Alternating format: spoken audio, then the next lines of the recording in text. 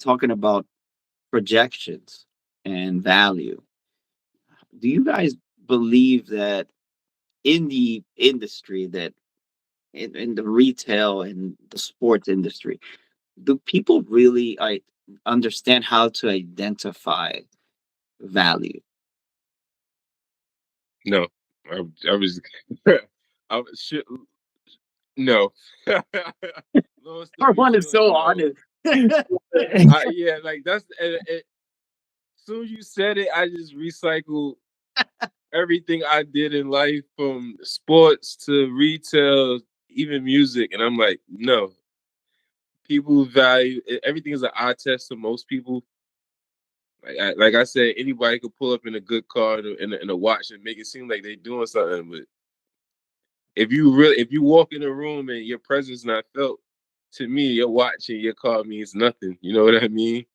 So it's like, and that's the case with a lot of things. A lot of people, they just go for visual eye test. So like I said, a dude he could score 20 and 10 points, but is he a locker room cancer? Is he a good teammate? Is he coachable? Is the owner's gonna be calling my phone telling me this guy's annoying and he want him off his team?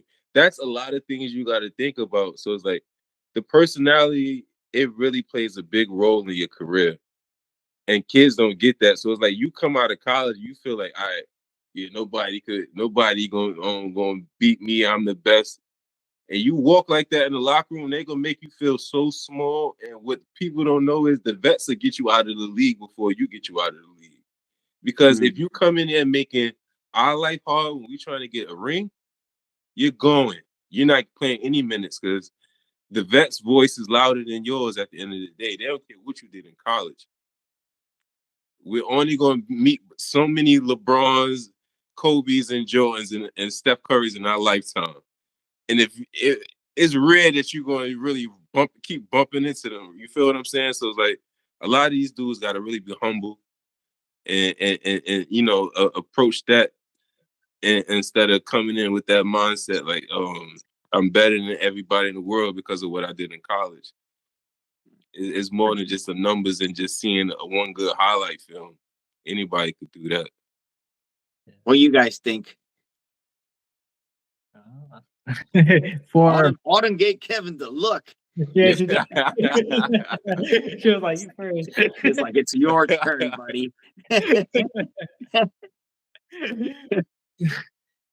I think uh somebody who is valuable will prove their value to see, right? I think even if even if people don't consider them valuable, that person with that value will keep pushing their value forward. Versus somebody who isn't valuable. And I don't think some managers don't see it. Like I don't think some managers like they'll see the value. Yeah, they'll see it, but based off the political games, that's when they won't reward the value. Like they see like how valuable it is to have this player, to have this like let's say for retail, they see how much this player can create a team, can create a team dynamic. They see how much this player gets certain gets certain numbers on gets certain statistics, and they see how much this player can push forward push a team forward, right? But they don't reward the player based on politics because they're scared that their own positions might be eliminated because of it. And like when we worked when me and Wendell we worked at retail, right? And the retail that we worked at, in order for the people to go higher, they had to leave they left the store, and as soon as they left the store, their value wasn't seen where the positions were increased. But in store, in house, where in the original house, the value wasn't seen, and they weren't increasing uh, their position in the store. Um, so it's so hard. Like people see the value. If you're a valuable person, people see it. And is it is it just that they don't? My question is like, why don't they want to reward it, right? Or fine tune it, in a sense. Like if you see the value, you should reward it, and then you should fine tune it. Because then if you reward it, the value keeps going. And fine tuning the value keeps like increasing. But if you don't do none of it, the value is still there. It depends. Like that person will still increase their value, of course, but it's just nice to for that for that part. I think it's just hard for managers to not play the political game, and they should play that value game into it. It's interesting. I find it interesting. Like if it all went around like in that way, like then that person that made value will teach the next person that they see as valuable. There'll be a mentee mentor cycle that goes on and round in a sense, and then ultimately, if you have that cycle go on, you create an army. Like No, but that's true. yeah. You're absolutely right. And it's crazy you say that, and it sparked a thought from like when I was at RL. I got in RL just from working at the US Open. And shout out to Rick. Rick, he got me hired there because I was just hustling hard at the US Open from 8 to 12, unlimited overtime. Like I was killing, I didn't care. And I just love, like, me and Rick had one lunch and I'll never forget that either. And he reminded me of my value, whether it's working at RL or what I want to do in life. And like my first 2 months there, man, we used to have a lot of lunches together and he'll kick it with me. And that's why, like, my first year there, I had to get him a bottle of champagne because my growth as a young man helped because of him installing certain values in me. You know what I mean?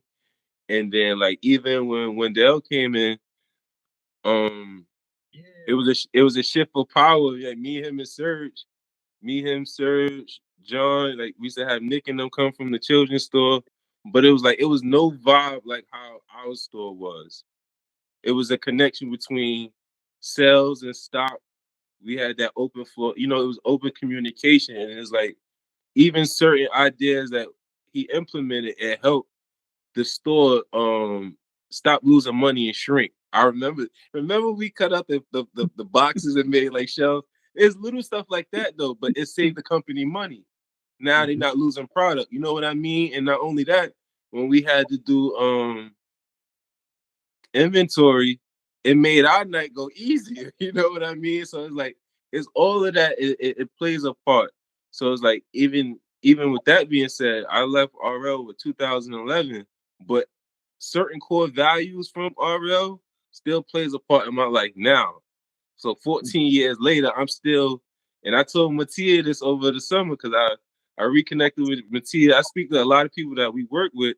I tell them all the time, like, conversations, lunches, everything. Like it helped me really grow as a man and helped me figure out what I want to do in life. So it's like when I left RL, I know what I had to do, what needed to be done.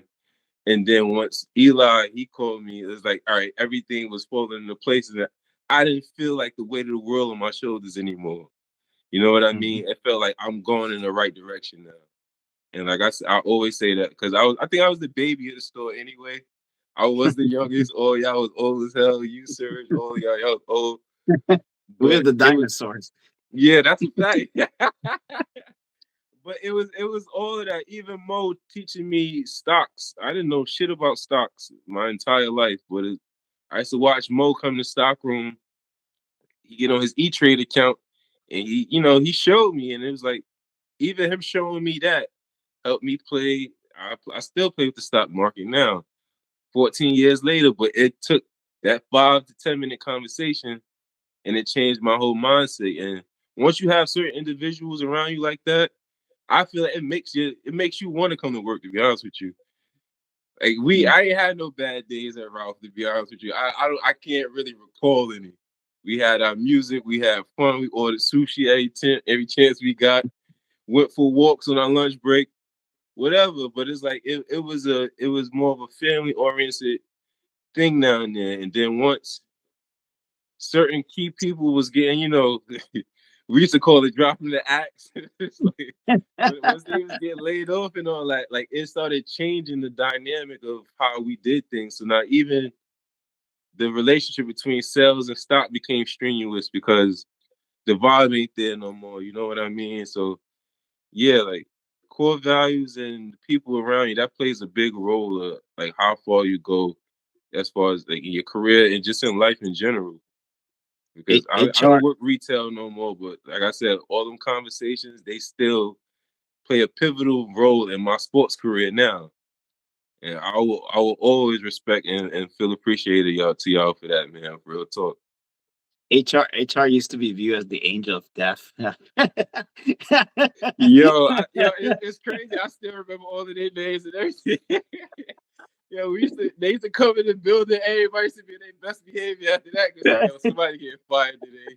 Yeah, exactly. That's exactly what happened. Like like who's getting fired? Like Yo, that's a something fact. happened. HR in the building, somebody getting fired Yeah, today. they had such a bad repertoire.